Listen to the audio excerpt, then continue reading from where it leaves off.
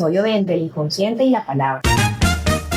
El espacio donde exploraremos a los grandes autores psicodinámicos. Hoy vamos a hablar de uno fascinante que además inspiró y también generó muchísima polémica. Se trata de Carl Gustav Jung. Conoceremos sobre su vida, sus aportes y su técnica terapéutica, siempre conectando con la psicodinámica contemporánea. Me acompañan una vez más las de siempre. Ellas son Luna. Hola. Maini. Olis. Y Chaira. Oliwis. Chicas, ¿listas? Sí. Y como en todos los episodios de este podcast, tenemos una invitada de lujo. Ella es la psicoanalista y docente universitaria Casey Cárdenas, quien está esta vez desde España. Bueno, contactémosla. Por favor, nos conteste, que nos conteste. Ay, sí.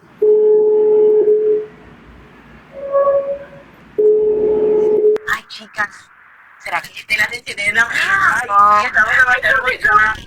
Contestó. Hola. ¿Cómo van? ¿Me escuchan? Excelente, sí, fuerte y claro. Emocionadas de tenerte aquí. Gracias por la invitación. Te disculpan si pues, te escucho un poco entrecortado, el tono de la voz muy suave. Lo que pasa es que acá de noche con el tema del horario ya sabrán que las personas ya están dormidas. Entonces, nuevamente les digo gracias por la invitación. Me encanta poder hablar de Jung porque pues es uno de los autores que pues nunca nos deja de sorprender. Claro que sí, Casey. Nosotras también nos sentimos muy afortunadas de poder contar con tu presencia en este podcast, aunque sea desde la virtualidad. Antes de entender un poco sus teorías y su técnica, hagamos un pequeño recorrido biográfico. ¿Te parece? Sí, claro. Bueno, ¿quién fue Jung? ¿Qué lo llevó a convertirse en una de las figuras más influyentes y también más controversiales de la psicología del 2020? Por ejemplo, Luna, ¿a ti qué te gusta recitar la vida de los psicoanalistas? Cuéntale a los psicoestudiantes un poco sobre la vida de Jung y cómo fue que empezó este camino. Ay, me encanta el tema. Yo soy demasiado chismosa y me parece fascinante hablar sobre la historia y la vida de los autores. Y esta vez no será la excepción porque tenemos a Jung, quien nació en Suiza en 1875. Fue médico psiquiatra, muy cercano a Freud en sus inicios. Tanto que Freud lo veía como su heredero. ¿What? ¿Qué tal esa noticia? Wow, muy interesante. Pero no se imaginan lo que ocurrió. Adivinen qué. ¿Qué pasó? Con el tiempo, Jung construyó su propio camino. Ni Judas se atrevió a tanto. Creando la llamada psicología analítica. ¿Qué tal esta noticia tan grande? Wow, y eso es clave porque ahí fue donde empezó la tradición freudiana, pero terminó desarrollando conceptos que pues siguen vivos hoy en la psicología clínica. Pero no le bastó con eso. ¿Qué más hizo? Ay, por Dios. Imagínense que Freud no se registra que él estuvo tan envuelto en depresión, tristeza, con esta separación tan grande que causó tanto impacto en las personas, pero se tienen registros de que Jung vivió una crisis tan grande que fue una cosa impresionante. De eso sí se encuentran registros. De hecho, le entró en una fuerte depresión, pero hay algo que me parece tan romántico. Él utilizó eso y lo impulsó para que pudiera crear su famosa clínica. ¿Qué tal? Wow. Todo como un hilo inesperado. Claro, chicas, es que ya sabemos todas que no hay ninguna cosa que sea eterna. Y después de escuchar esto que nos contó Luna sobre la vida de Jung, me llega una pregunta que seguramente se están haciendo muchos de nuestros psicos oyentes. ¿Qué pasó realmente entre Jung y Freud? Porque esta historia, no sé, me parece que le falta un pedazo, ¿no creen? ¿Cómo que una relación tan cercana terminó en una ruptura tan fuerte? Y es que ahí es donde entro yo, manita. Que, o sea, aunque nosotros los veíamos como tan unidos, como tan, con esos pensamientos tan, no sé, era una conexión inexplicable, porque realmente tú los veías y wow. Era muy bacán. Sí, pero las diferencias realmente fueron bastante profundas, porque es que Freud veía el inconsciente como un espacio de deseos reprimidos y hablaba y todo lo redondeaba a la sexualidad.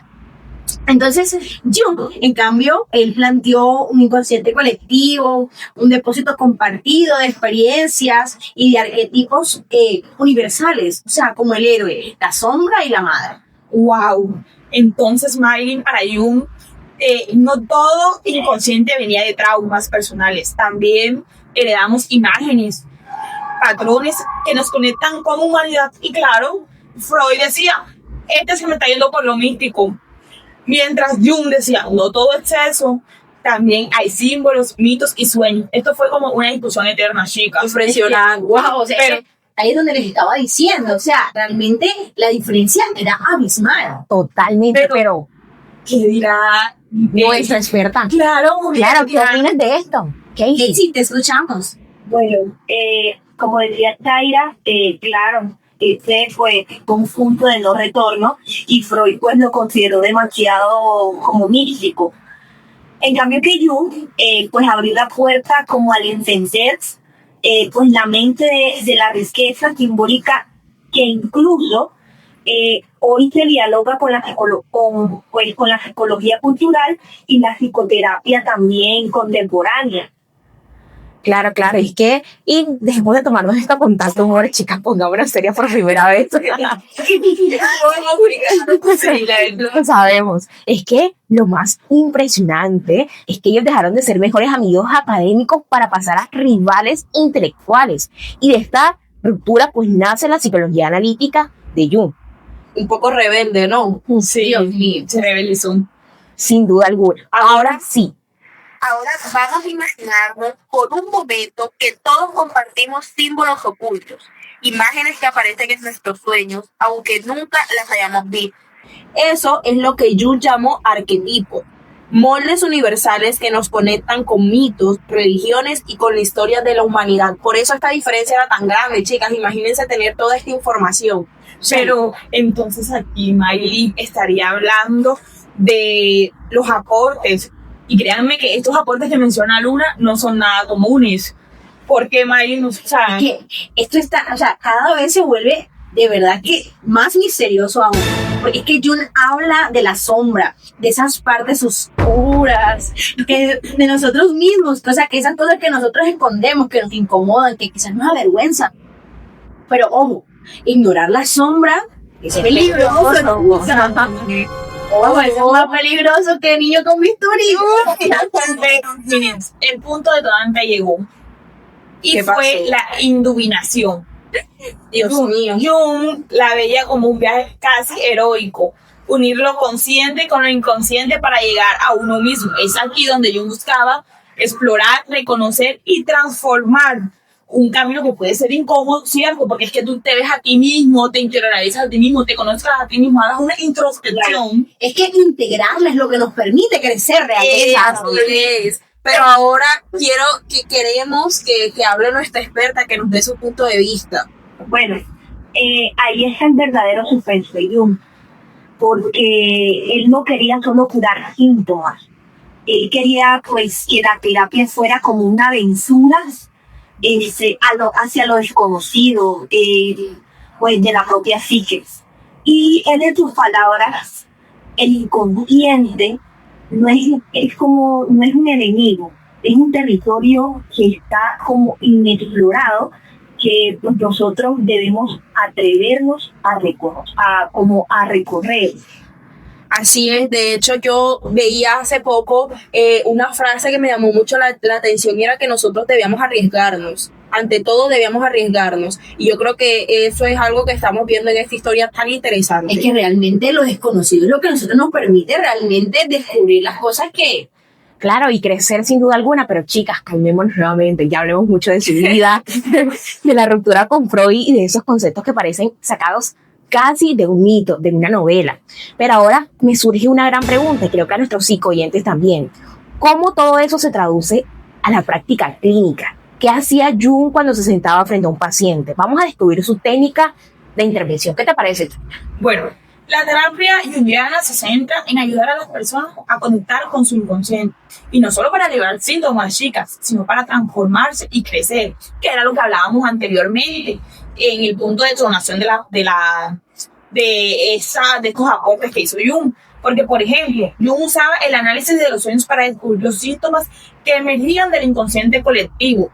Pero también aplicaba la imaginación activa, recuerda, o sea, donde él hablaba que el paciente visualizaba y dialogaba con estas imágenes internas, ya sea como, o sea, si te imaginas es como si fueran personajes o símbolos que se usaban para comprender y para analizar todos esos conflictos internos. Pero además, Jung incorporaba el arte, la escritura y hasta la exploración espiritual, porque creía que todo esto se podía dar de forma a la integración psíquica, que esto es muy interesante, muy importante, porque realmente él fue el que abrió ese camino para que hoy día hayan tantas teorías, no solamente espirituales, sino de meditación y demás.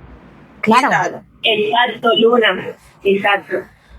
Lo interesante es que, aunque pueda sonar muy místico, hoy se reconocen sus aportes en enfoques contemporáneos, como la psicoterapia profunda, la arteterapia y también pues el trabajo con narrativas simbólicas.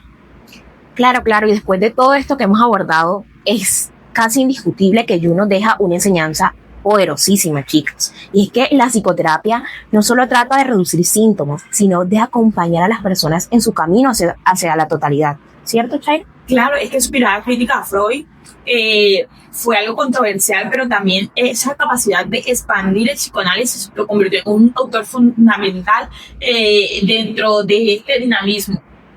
Y sus conceptos siguen presentes, desde el cine y la literatura hasta la clínica actual. De hecho, él le dio una visión más amplia y positiva del ser humano. No solo se centraba en neurosis y conflictos. Como les estaba diciendo anteriormente, él abrió caminos para comprender cómo los síntomas, mitos y religiones forman parte de una vida psíquica. Y es que al final Jung nos invita a mirar dentro de nosotros mismos, chicas, como con valentía, incluso a aquello que le tememos. Es que realmente ahí es donde está el valor de la vida, cuando nosotros nos atrevemos a mirar mucho más allá de lo que quizás naturalmente estamos viendo. Y ese quizás también pues es su mayor legado, ya que entender que la mente humana es tan racional como simbólico, y también que necesitamos pues que ambos lenguajes Se una. Sí, claro, para comprenderlo. Claro, Comprender. y una vez hecho esto que menciona nuestra experta, es llegar a ese proceso de introspección y que nosotros podamos conocer y amar cada parte de nosotros, sin desmeritar ninguna de ellas. Claro, y es que quien mira hacia afuera sueña, quien mira hacia adentro despierta. Una frase que les regalamos para que ustedes puedan meditar en ella.